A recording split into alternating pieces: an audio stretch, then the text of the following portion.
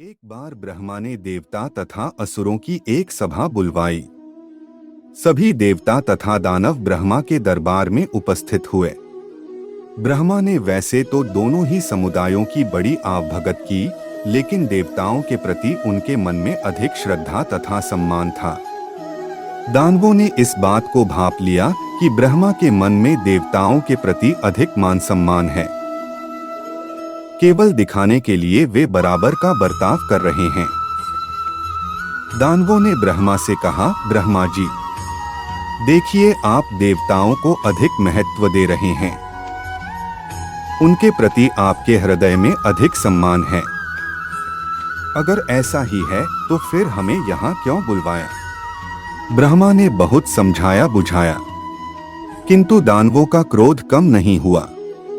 अब तो ब्रह्मा ने संकल्प लिया कि दानवों को इस बात का बोध कराना ही होगा कि वे देवताओं की बराबरी नहीं कर सकते।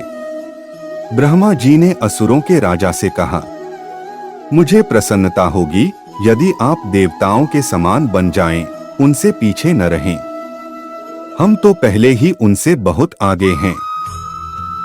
असुरों के राजा ने अकड़कर कहा, बुरा ना माने तो मैं आपकी परीक्षा ले लूं? ब्रह्मा जी ने पूछा, ठीक है, हो जाए परीक्षा। दानवों के राजा ने कहा। रात के भोजन में ब्रह्मा जी ने देवताओं, दानवों सबके हाथों पर उंगलियों तक डंडे बंधवा दिए, जिससे दोनों हाथ मुड़ न सकें। सबसे पहले ब्रह्मा ने असुरों के आगे लड्डुओं के बड़े बड़े थाल परोसे और कहा कि जो अधिक लड्डू खाएगा वही श्रेष्ठ होगा।